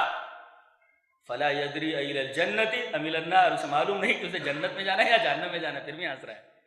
کہہ رہے 3 باتوں نے مجھے ہنسا دیا, جنت میں جانا ہے کہ جہنم میں جانا ہے یہ معلوم نہیں, اور ہنس رہا ہے. اس بات نے مجھے ہنسا دیا. اور جن 3 باتوں نے مجھے رلا دیا وہ بھی تعریف نہیں کر سکتا. صاحب کیسے کیسے تھے اللہ. پہلی چیز جس نے مجھے رلا دیا وہ ہے نبی کریم صلی اللہ علیہ وسلم کا اس دنیا سے چلے جانا, اور میرے بہت سارے ساتھیوں کا چلے جانا. ابو درداء یہ بات اس وقت کہہ رہے ہیں جب حضرت عمر نہیں رہے, حضرت ابو بکر نہیں رہے, بڑے بڑے صحابہ کرام نہیں رہے, خود نبی نہیں رہے. کہہ رہے ہیں کہ سب سے زیادہ جس چیز نے مجھے رلایا ہے وہ میرے ساتھیوں کا, میرے ہیرو لوگ جو میرے ساتھی تھے ان کا چلے جانا اس دنیا سے. ہر ایک ہیرو تھا اپنی جگہ, ان کے چلے جانے پر. اور خود हीरो लोगों के हीरो जनाब मोहम्मद रसूलुल्लाह सल्लल्लाहु अलैहि वसल्लम वो इस दुनिया से चले गए। मेरे नजदीक सबसे महबूब फिराक अहब्बिल अहिब्बते, तमाम महबूब चीजों में सबसे ज्यादा महबूब जनाब मोहम्मद रसूलुल्लाह सल्लल्लाहु अलैहि वसल्लम की जुदाई, वो साहबी और आपके सहाबा जो मेरे साथी थे उनके इस दुनिया से चले जाने की वजह से, इस चीज ने मुझे रुला दिया। और दूसरी चीज जिसने मुझे रुला दिया, जब मैं किसी को मरते देखता हूं तो मैं ये सोचता हूं कि कभी मेरे ऊपर भी गमरात मौत आने वाली है, मौत की बेहोशी, मौत की बेहोशी अजीब हालत होती है। वहौलुल मुत्तले इंद गमरातिल मौत, किसी आदमी को मरते हुए देखो, सोचो कि उस हालत में हमें भी जाना है। इस चीज ने मुझे रुला दिया है कि मैं भी उसी हालत से गुजरने वाला हूं। एक जाते हुए जनाजे को मैं देखता हूं तो सोचता हूं कि किसी दिन मेरा भी जनाजा इसी तरह उठने वाला है, तो मैं उसकी जगह पर अपने आप को देखता हूं। कैसे हसास लोग थे, ये एहसास हमारे दिल के अंदर। अरे काहे को सवाल करते हो कि यहां काटा जा रहा है, वहां पूछा जा रहा है, यहां पटका जा रहा है, यहां मारा जा रहा है? सबब तो सामने जाहिर है ना। आपके पास हसास दिल नहीं, आपका रब्त कहीं ढीला है, कहीं कटा हुआ है, फिर काहे का सवाल? सवाल कुरान से पूछो, सवाल हदीस से पूछो, सवाल सहाबा से पूछो, सवाल तारीख से पूछो। इन तमाम सवालों के जवाब मौजूद हैं। और तीसरी चीज जो मुझे रुला रही है वो ये है अल-उकूफ बैन यदैल्लाह, तन्हा अल्लाह के सामने खड़े होना है। न कोई तर्जुमान है और न कोई वकील है जो मेरी तरफ से कुछ बोल सके, किसी को बोलने की इजाजत नहीं है। वहां तो किसी बारगाह इलाही में जो सबसे मुकर्रब फरिश्ता, उसको बोलने की इजाजत नहीं है, हजरत जिब्राइल को बोलने की इजाजत नहीं है। सारे के सारे चुपचाप खड़े हुए हैं डर के मारे। अल्लाह ला यतकल्लमूना इल्ला मन अज़िन लहु रहमान, जब तक अल्लाह इजाजत न दे किसी को बोलने की इजाजत नहीं है। वहां पर बंदा खड़ा हुआ है, सवाल अल्लाह की तरफ से, जवाब बंदे की तरफ से, कोई तर्जुमान नहीं, कोई वकील नहीं, कोई बचाने वाला नहीं। आगे देखेगा तो अल्लाह, दाएं देखेगा तो उसका अमल है, बाएं देखेगा तो उसका अमल है, पीछे तो देखेगा नहीं डर के मारे, जैसे कि सब कुछ तो उसके सामने। और वहां जो चीज दुनिया में छुपा रखा है वो जाहिर हो जाने वाली है, झूठ नहीं बोल सकता, वही बात कही जा रही है। यहां तो छुपा ले रहा है, वकील उसके ऊपर पर्दा डाल दे रहा है, अपने दलाइल की रोशनी में झूठे सच्चे दलाइल पेश करके केस को दबा देता है, लेकिन वहां छुपी हुई चीज जाहिर हुई। वल उकूफ बैन यदैल्लाह, अल्लाह के सामने खड़े होना है। यौम तब्दु सरीरतु अलानियतन, छुपी हुई चीज अलानिया हो जाएगी, सरीरा अलानिया बन जाएगी, शरीर में छुपी हुई चीज, अलानिया मन जाए, छुपी हुई चीज जाहिर हो जाएगी। और फिर पता चलेगा उसको कि इसे जहन्नम में जाना है कि जन्नत में जाना है। फौजाल इब्न सैफी बुजुर्ग है, हसन बसरी जैसे, इनके बारे में कौल मैंने पढ़ा, अरबी में पढ़ देता हूं। मैं कोई भी हवाला उर्दू में नकल नहीं करता, मेरी आदत है जी। काना फुज़ालत इब्न सैफी कसीर अल-बुकाई फदखल अलैहि रजुल वहुव यबकी फक़ाल लिज़ौजतिही मा शानु क़ाल ज़अमा अन्नहु युरीदु सफ़रन बईदन वमा लहु ज़ादुन। बहुत प्यारी बात है।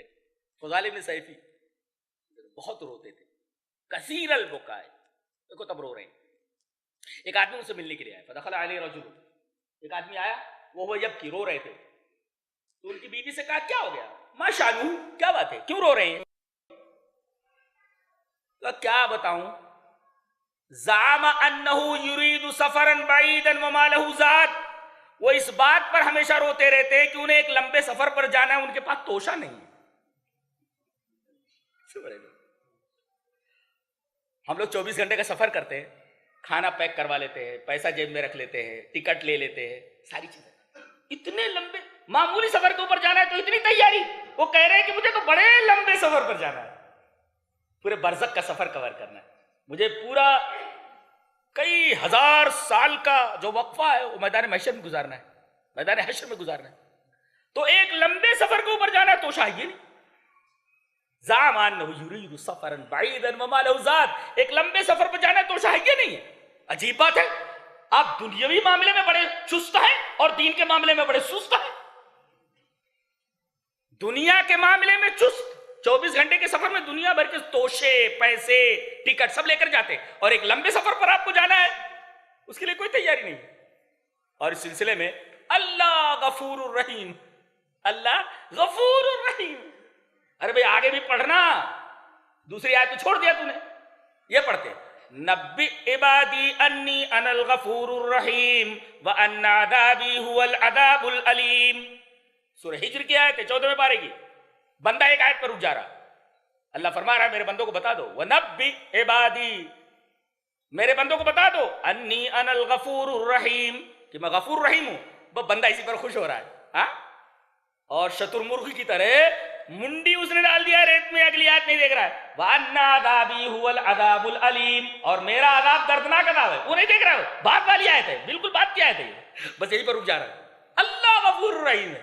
سوچ رہے ہیں کسی شاعر نے بہت اچھا کہا ہے تصل الذنوب الى الذنوب وترتجي درك الجنان بها وفوز العابد ونسيت ان الله اخرج آدم منها الى الدنيا بذنب واحد. تم گناہ پر گناہ کیے چلے جا رہے ہو اور جنت ملنے کی تمنا. تم گناہ پر گناہ کیے چلے جا، ایک گناہ، دو گناہ، تین گناہ، پوری زندگی گناہوں میں ڈوبی ہوئی ہے. گناہ پر گناہ کیے چلے جا رہے ہو. درکل اور وترتجی، اور تمہیں امید ہے درکل جنان بها، ان گناہوں کے کرنے کے بعد بھی تمہیں جنت پانے کی امید ہے. وفوز العابدی، اور ایک عبادت گزار کی کامیابی تمہیں ملنے والی ہے. وَنَسِيتَ أَنَّ اللَّهَ أَخْرَجَ آدَمَ، اور یہ بات بھول گئے کہ تمہارے باپ کو آدم کو اخرج، اللہ نے نکال دیا تھا، منہا الی الدنیا بذنب واحد، اللہ تعالیٰ نے جنت سے تمہارے باپ کو ایک گناہ کی وجہ سے نکال دیا تھا. وہ جنت میں تھے، ایک گناہ کی وجہ سے باہر نکال دیا. تم باہر ہو بہت سارے گناہوں کی وجہ سے جنت میں چلے جاؤ گے. ایک عجیب و غریب بات ہے. تصل الذنوب الى الذنوب وترتجي درك الجنان بها وفوز العابد ونسيت ان الله اخرج آدم منها الى الدنيا بذنب واحد. تم گناہوں پر گناہ کیے چلے جاتے ہو اور جنت پانے کی امید کرتے ہو، جبکہ تمہارے باپ آدم کو جنت سے دنیا کی طرف بھیج دیا گیا تھا اور نکال دیا گیا تھا جنت سے ایک گناہ کی وجہ سے. دیکھ رہے ہیں تو آدمی اس سام میں پڑا ہوا ہے، اس امید میں پڑا ہوا ہے کہ اللہ غفور الرحیم ہے، مجھے بخش دے گا. ایک حدیث پڑھنے جا رہا ہوں، سارا ذہن صاف ہو جائے گا. حدیث سنو، حدیث اس طرح. وعن عبد الله بن عمرو بن العاص رضی اللہ تعالی عنہ ان رسول اللہ صلی اللہ علیہ وسلم تلا قول اللہ عز وجل فی ابراہیم رب انہن اضللن کثیرا من الناس فمن تبعنی فانہ منی ومن عصانی فانک غفور رحیم. والآیہ وقال عیسیٰ علیہ السلام ان تعذبهم فانهم عبادک وان تغفر لهم فانک انت العزیز الحکیم. فرفع یدیہ وقال اللہم امتی امتی وبکا. فقال اللہ عز وجل یا جبریل اذهب الى محمد وربك اعلم فسأله ما يبكيك.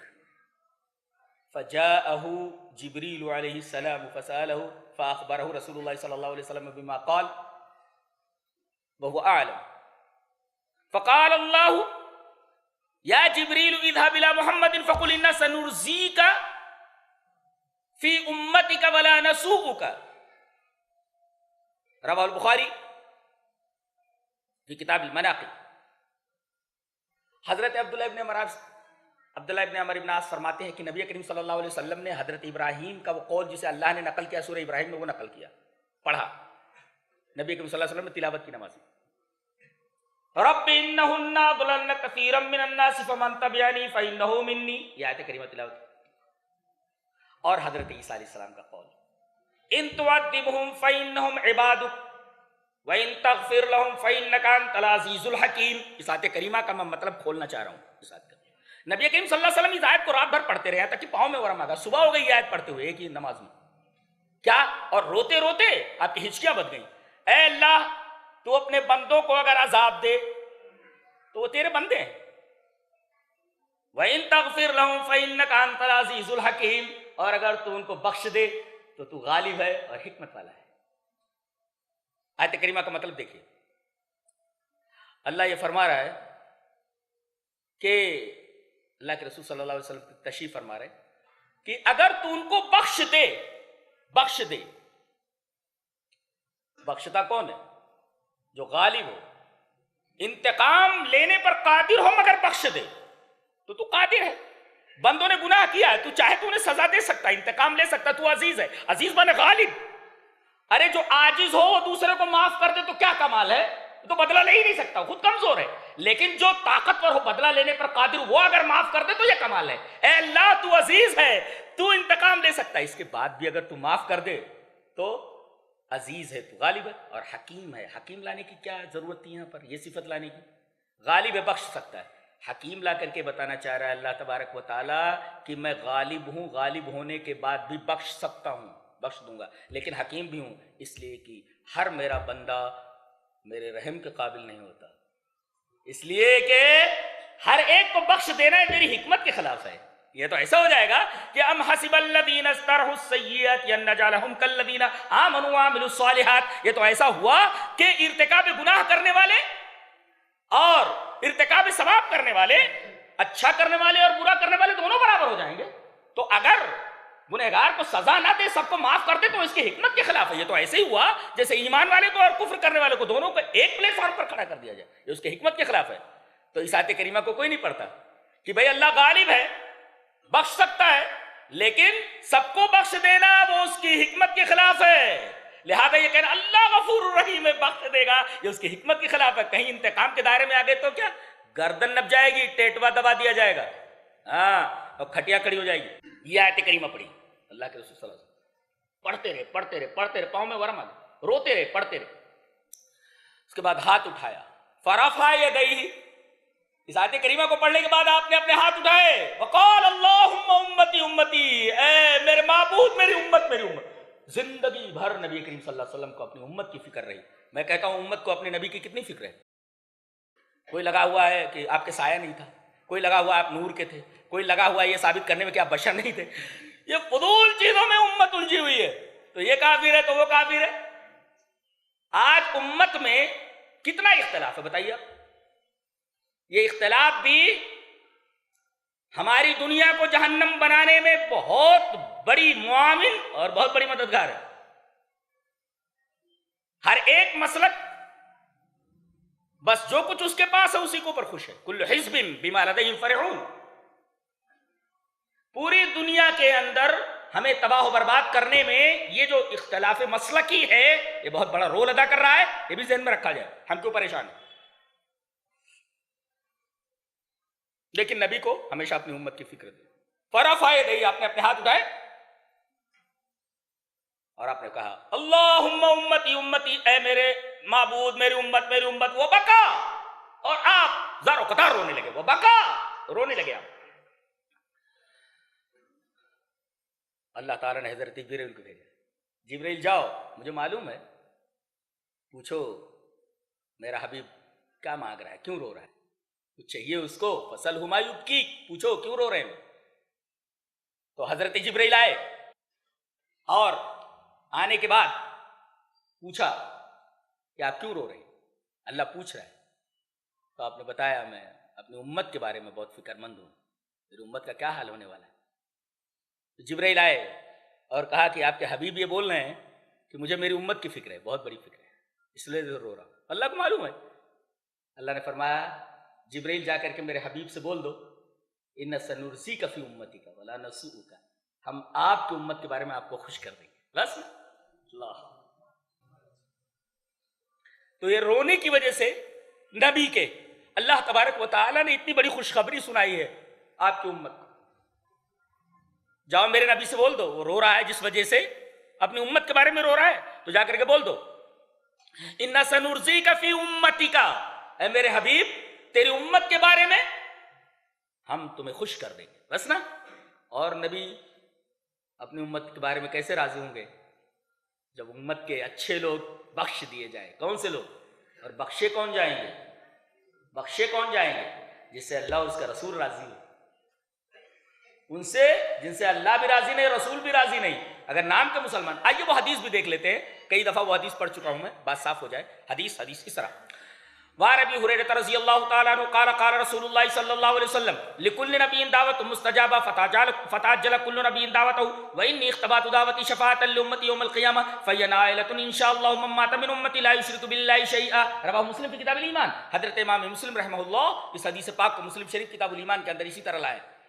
حضرت ابو ہریرہ فرماتے ہیں کہ نبی اکرم صلی اللہ علیہ وسلم نے ارشاد فرمایا کہ ہر نبی کی ایک دعا مستجاب ہے۔ جتنے انبیاء کرام آئے سب سے اللہ نے کہہ دیا کہ تمہاری بہت ساری دعائیں قبول کروں گا، بہت ساری دعائیں ریجیکٹ کر دوں گا، لیکن ایک دعا گارنٹیڈ ہے، دعا ضرور قبول کروں۔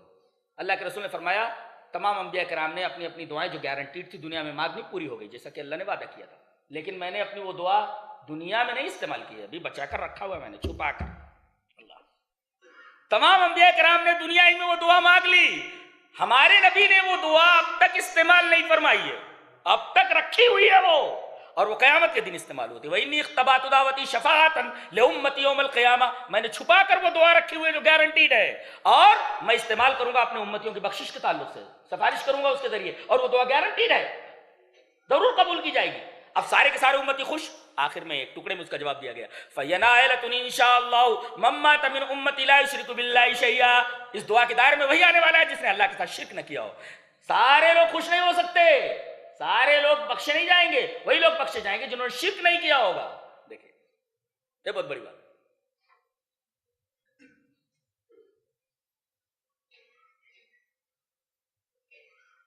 शैतान भी रोता है, शैतान भी रोता है। अच्छा, शैतान भी रोता है? अरे अब जब ये रो दिया तो कौन नहीं रोएगा? ये रो दिया, दलील दलील, ये हदीस पाक।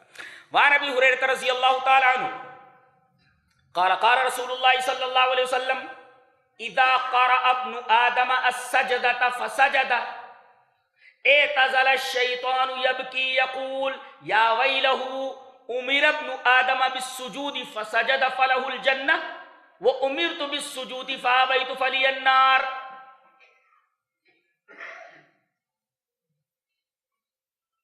रवाहु इब्न माजा फी इकामति सलाति व सुन्नति फीहा। हजरत अबू हुरैरा रज़ियल्लाहु तआला फरमाते हैं कि नबी अकरम सल्लल्लाहु अलैहि वसल्लम ने इरशाद फरमाया कि जब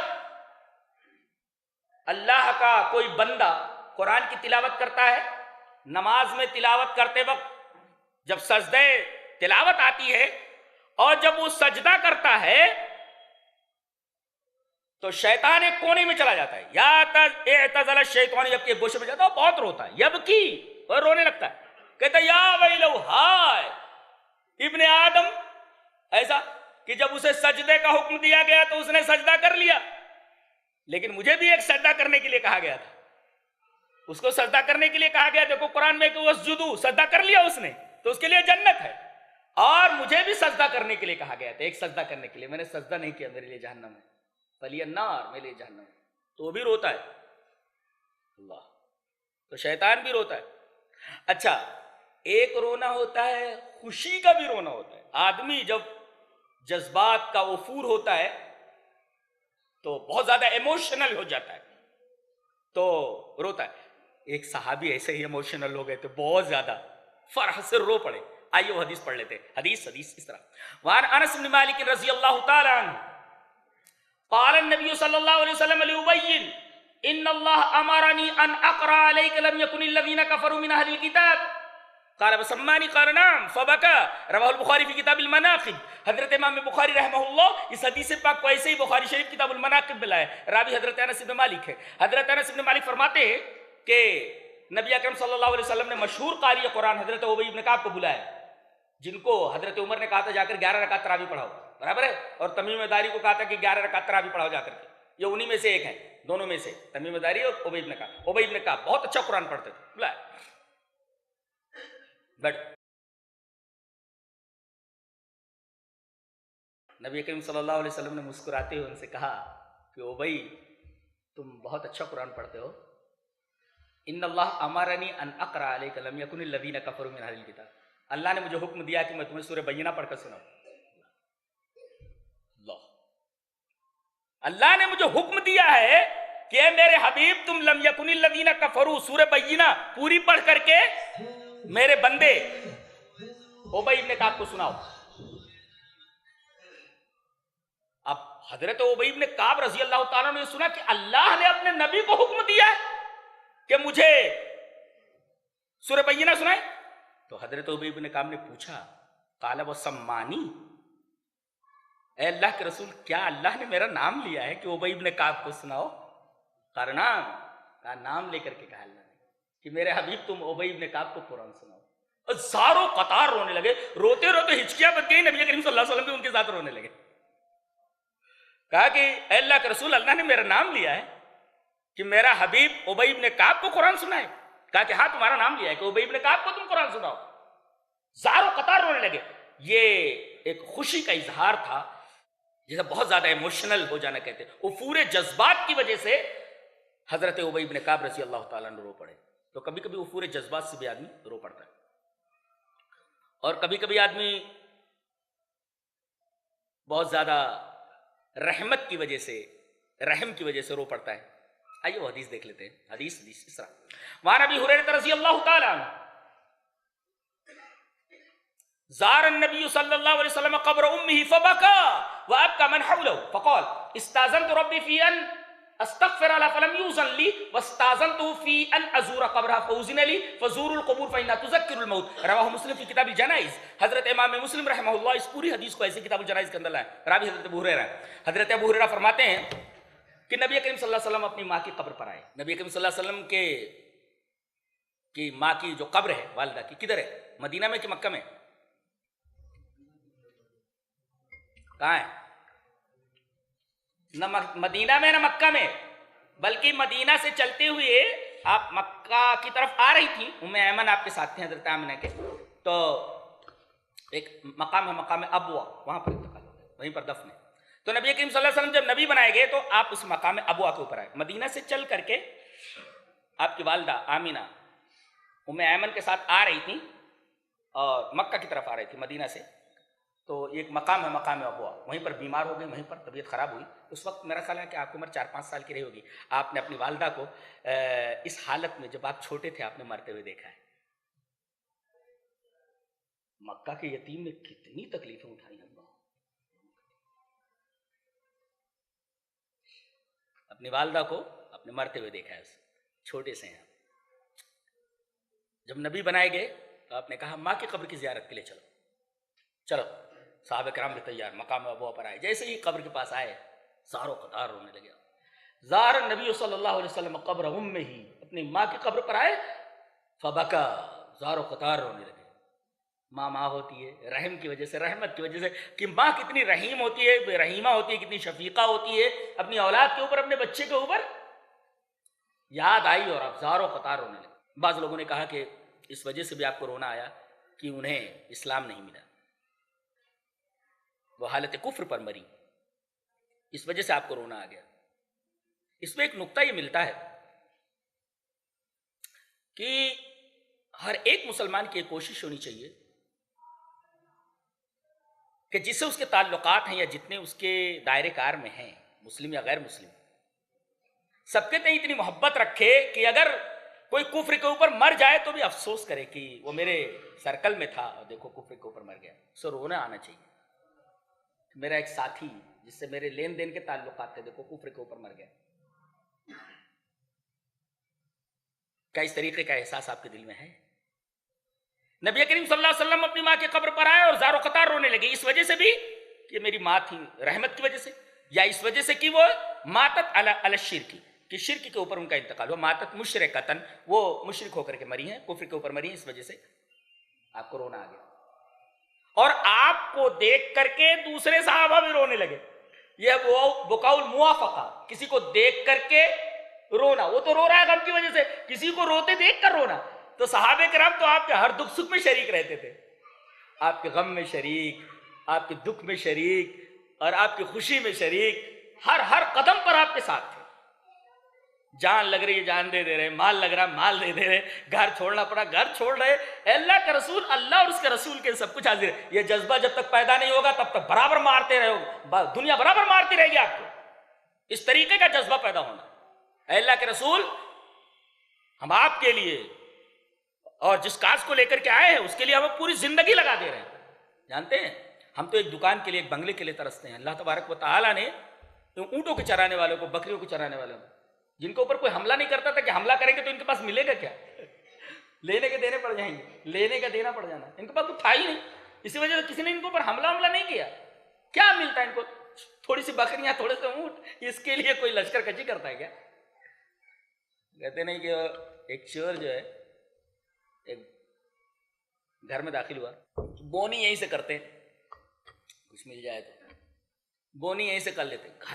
گھر میں گھسا، دیکھا کہ 2 لوگ سو رہے، ایک بڑھیا ہے، بڈھا سو رہا ہے.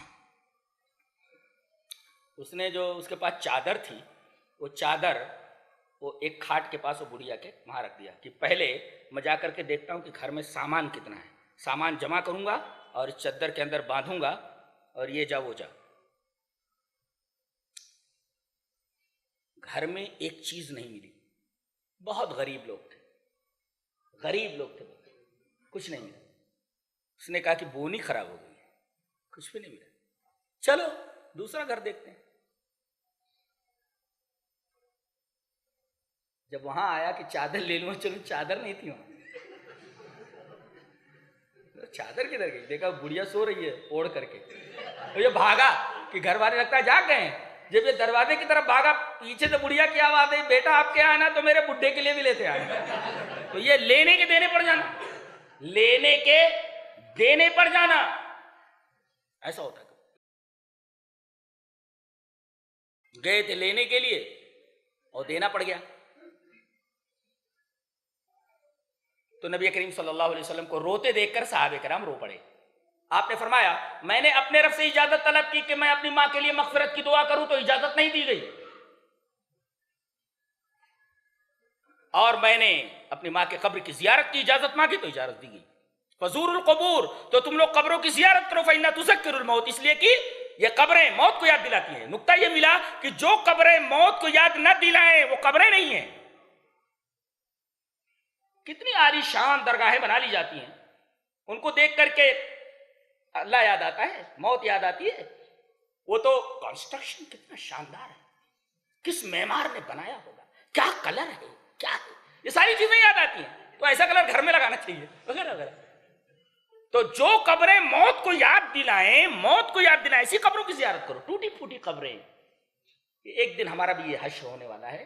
فزور القبور فإنها تذکر الموت، قبروں کی زیارت کرو اس لیے کہ قبریں موت کو یاد دلاتی ہے کہ تمہیں بھی ایک دن مر جانا ہے۔ تو اس طریقے کا بھی ایک رونا ہوتا ہے۔ تو رونے کے بہت ساری قسمیں ہیں، اور ایک رونے سے تو دوسرے کو تکلیف ہوتی ہے مرنے کے بعد۔ آئیے وہ حدیث پڑھ لیتے ہیں۔ حدیث اس طرح، وعن عبد الله رضی اللہ تعالی عنہ ان حفصة رضی اللہ تعالی عنها بكت على عمر فقال مهلا يا بنية ولم تعلم ان رسول الله صلی اللہ علیہ وسلم قال ان المیت یعذب ببکاء اہلہ علیہ، رواہ مسلم کی کتاب الجنائز۔ حضرت امام مسلم اس حدیث پاک کو ایسے کتاب الجنائز کے اندر لائے۔ راوی حضرت عبداللہ، حضرت عبداللہ فرماتے ہیں کہ حضرت حفصہ اپنے باپ، اپنے والد حضرت عمر کے مرنے پر رونے لگی۔ تو صاحب نے کہا یا بنی رکو رکو رکو، کیا تمہیں معلوم نہیں کہ رسول اللہ صلی اللہ علیہ وسلم نے یہ فرمایا ہے کہ میت پر رونے کی وجہ سے میت کے اوپر عذاب ہوتا ہے؟ تو میت پر رونا نہیں چاہیے۔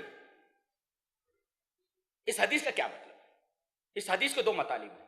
ایک تو یہ کہ اگر میت وصیت کر کے گیا ہے کہ میرے مرنے کے بعد رونا، تو اگر وہ روتا ہے اس کا وارث یا رونے والے تو اس کو عذاب پہنچے گا، اس کے اوپر عذاب ہوگا۔ یا اسی طریقے سے لوگ اس کے اوپر بین کر رہے ہیں تو بین کر کے رونا، یہ صرف رونے والے کے لیے تکلیف کا سبب ہے اور گناہ کا سبب ہے۔ اس سے میت کو اگر وہ نیک ہے تو کوئی اثر پڑنے والا نہیں ہے۔ شرط یہ ہے کہ میت جو ہے یہ وصیت کر کے نہ گیا ہو کہ جب میں مر جاؤں تو میرے اوپر رونا۔ تو کبھی کبھی ایسا ہوتا ہے کہ کچھ لوگ روتے ہیں لیکن ان کے رونے کی وجہ سے میت کو عذاب پہنچتا ہے، میت کو تکلیف پہنچتی ہے۔ یہ بھی ایک چیز ہے، ایک قسم کا رونا ہے۔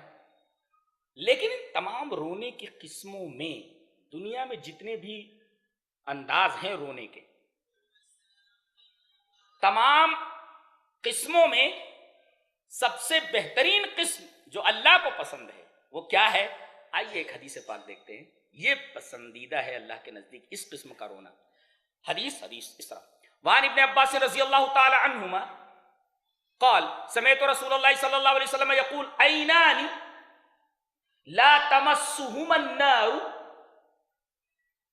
عینان بکت من خشیت اللہ وعینان باتت تحرس فی سبیل اللہ، رواہ الطبرانی معجم الاوسط۔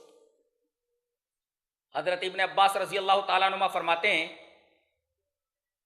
کہ نبی اکرم صلی اللہ علیہ وسلم نے ارشاد فرمایا، میں نے فرماتے سنا آپ کو، کہ دو آنکھوں کو جہنم کی آگ نہیں چھوئے گی، ایک تو یہ جو اللہ تبارک و تعالیٰ کے ڈر سے رو پڑی ہو، بقت من خشیت اللہ، کبھی تنہائی میں ہو مرنا یاد آ جائے، موت کی سختیاں یاد آ جائیں، قبر کے اندر سوال جواب کا معاملہ یاد آ جائے، اور اسی طریقے سے اللہ کے سامنے کھڑا ہونا یاد آ جائے اور رو پڑے آدمی، یہ رونا اللہ تبارک و تعالیٰ کو بہت ایسی آنکھوں کو اللہ تبارک و تعالیٰ فرما رہے ہیں اپنے رسول کے ذریعے کہ آنکھیں، ایسی آنکھوں کو جہنم کی آگ نہیں چھوئے گی۔ اور یہی بات مسلم شریف کی ایک روایت میں کہی گئی۔ اس حدیث سے پہلے میں ایک حدیث اور پڑھ دوں۔ حضرت عثمان غنی جو آپ کے داماد محترم، آج جس کے پاس پیسہ ہوتا ہے روتا کم ہے، اس لیے کہ یہ پیسہ آدمی کا دل سخت کر دیتا ہے، لیکن ایک صحابی ایسا بھی ہے اور نبی کا داماد ہے، پیسہ اتنا آنے کے بعد کی صفت ہی غنی قرار دے دی گئی، لیکن اس کے بعد اللہ سے کتنا ڈرتا تھا۔ آئیے ایک حدیث دیکھتے ہیں۔ حدیث اس طرح، وان ہانی مولا عثمان رضی اللہ تعالیٰ عنہ قال کان عثمان بن عفان رضی اللہ تعالیٰ عنہ اذا وقف على قبر يبكي حتى يبل لحيته فقيل له تذكر الجنة والنار فلا تبكي وتبكي من هذا فقال ان رسول اللہ صلی اللہ علیہ وسلم قال ان القبر اول منازل الاخرة فإن نجا منه فما بعده ايسر منه وإن لم ينجو منه فما بعده اشد منه وما رأيت قبرا منظرا الا افظع منه رواہ احمد فی مسند۔ حضرت ہانی جو حضرت عثمان غنی رضی اللہ تعالیٰ عنہ کے آزاد کردہ غلام ہے، وہ کہتے ہیں کہ حضرت عثمان غنی جب کسی قبر کے پاس سے گزرتے تو وہاں کھڑے ہو جاتے اور اتنا روتے کہ داڑھی تر ہو جاتی، حتی یبل لحیتہ۔ کہا گیا کہ جب جنت کا تذکرہ ہوتا تب نہیں روتے، یہاں جہنم کا تذکرہ ہوتا تب نہیں۔ تذکروا الجنت والنار فلا تبکی، جنت اور جہنم کا تذکرہ ہوتا تو آپ نہیں روتے ہو، اب قبر کے پاس سے گزرتے ہو تو یہاں رونے لگتے ہو، کیا بات ہے؟ تو فرمایا میں نے اپنے نبی سے سنا ہے کہ یہ قبر آخرت کی منزلوں میں سے پہلی منزل ہے، یہاں جو کامیاب ہو گیا اس کے بعد کی منزلیں آسان ہیں، اور یہاں جو ناکام ہو گیا بعد کی منزلیں اس کے لیے بہت مشکل ہیں۔ اور میں نے سنا ہے کہ نبی صلی اللہ علیہ وسلم کو فرماتے ہوئے کہ میں نے قبر سے زیادہ ہاریبل منظر، خوفناک منظر اور کوئی نہیں دیکھا۔ اللہ، اس وجہ سے حضرت عثمان غنی رضی اللہ تعالیٰ روتے تھے۔ آئیے ایک حدیث پڑھتے ہیں، بات کو ختم کرتے ہیں کہ کون سی آنکھ سے رونا اللہ تبارک و تعالیٰ کو پسند ہے اور کون سے آنسو اللہ کو پسند ہے۔ حدیث اس طرح، وعن ابی ہریرہ رضی اللہ تعالیٰ عنہ عن النبی صلی اللہ علیہ وسلم قال سبعۃ یظلهم اللہ فی ظلہ یوم لا ظل الا ظلہ الامام العادل وشاب نشا بعبادۃ اللہ ورجل قلبه معلق بالمسجد ورجلان تحابا فی اللہ اجتمعا علیہ وتفرقا علیہ ورجل دعته امرأة ذات منصب وجمال فقال إني أخاف الله ورجل تصدق بصدقة فأخفاها حتى لا تعلم شماله ما تنفق يمينه ورجل ذكر الله خاليا ففازت عيناه رواه مسلم في کتاب الزکاة۔ حضرت امام مسلم رحمہ اللہ اس حدیث پاک کو مسلم شریف کتاب الزکاة کے اندر ایسے ہی لائے، راوی جیسا کہ معلوم حضرت ابو ہریرہ ہے۔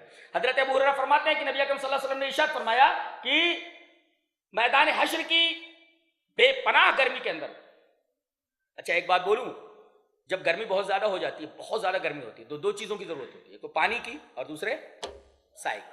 اگر پانی مل جائے ٹھنڈک کی ضرورت پڑتی ہے، اور سائے کی، ٹھنڈک مل جائے پانی مل جائے تو آدمی کی پیاس بجھ جائے، اور اگر سایہ مل جائے تو آدمی کو دھوپ سے نجات مل جائے، گرمی سے نجات مل جائے۔ وہ ایک اے سی مل جانا چاہیے تو گرمی سے نجات مل جائے، اور پانی مل جائے تو پیاس سے نجات مل جائے۔ گرمی کے اندر یہ دونوں چیزیں ہوتی ہے، پیاس لگتی ہے، پانی چاہیے اور اے سی چاہیے، پانی بھی ہوگا اور اے سی بھی ہوگا۔ میدان حشر میں پانی بھی اور اے سی بھی، پانی کہاں اور اے سی کہاں؟ اے سی لا الہ الا اللہ کے پاس اور پانی محمد الرسول اللہ کے پاس۔ انا اعطیناک الکوثر، اے ہمارے حبیب ہم نے آپ کو کوثر دے دیا ہے۔ اب جو آپ کے متبعین ہیں وہ آئیں گے، آپ پلائیے ان کو۔ میدان حشر میں ایک دفعہ پی لینے کے بعد لم یظما منہم ابدا، کسی نے ایک دفعہ پانی پی لیا میدان حشر میں جب تک رہے گا پیاس نہیں لگی کہ کون سا پانی ہے وہ۔ ایسے پانی کے بارے میں آپ سوچ سکتے ہیں کہ ایک دفعہ پینے کے بعد ہزاروں سال تک آدمی کو پیاس نہ لگے؟ ابھی سنا ہے ایسا پانی، لم یظما منہم ابدا، پھر پیاس نہیں لگے گی۔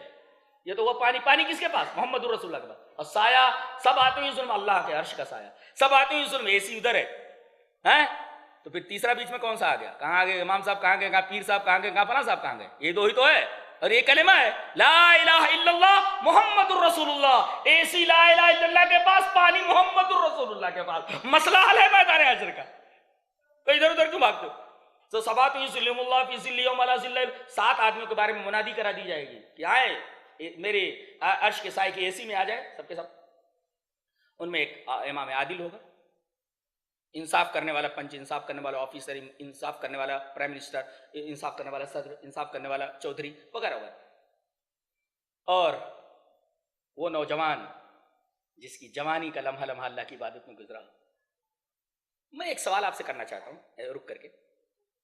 مجھے آپ بتائیں گے کہ چند نوجوان تھے جو اپنے گھروں سے نکل پڑے تھے سب کچھ چھوڑ کر کے، اور ان کے اوپر الزام تھا کہ ان کو پکڑا جائے اور فوراً ان کو دار کے اوپر چڑھا دیا جائے، سولی دے دی جائے.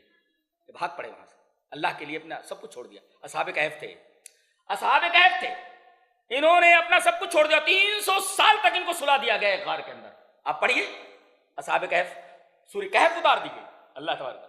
یہ نوجوان تھے جنہوں نے اللہ کے لیے سب کچھ چھوڑ دیا. انہم فتیۃ آمنوا بربہم وزدہم ھدا. اللہ تبارک و تعالیٰ نے ان نوجوانوں کی تعریف کی کہ یہ لوگ ایمان لائے اور اللہ تبارک و تعالیٰ نے ان کی ہدایت کو زیادہ کیا. میں آپ سے پوچھتا ہوں کہ 24 گھنٹے میں آپ سب کچھ کرتے ہو، اللہ اور اس کے رسول کے لیے کتنا وقت نکالتے ہو؟ مجھے لکھ کر کے ایک پیپر کے اوپر دو.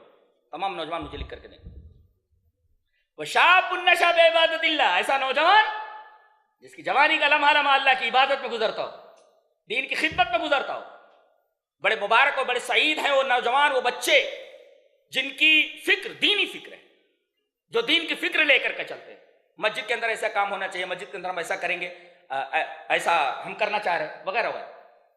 یہ فکر دینی فکر ہو.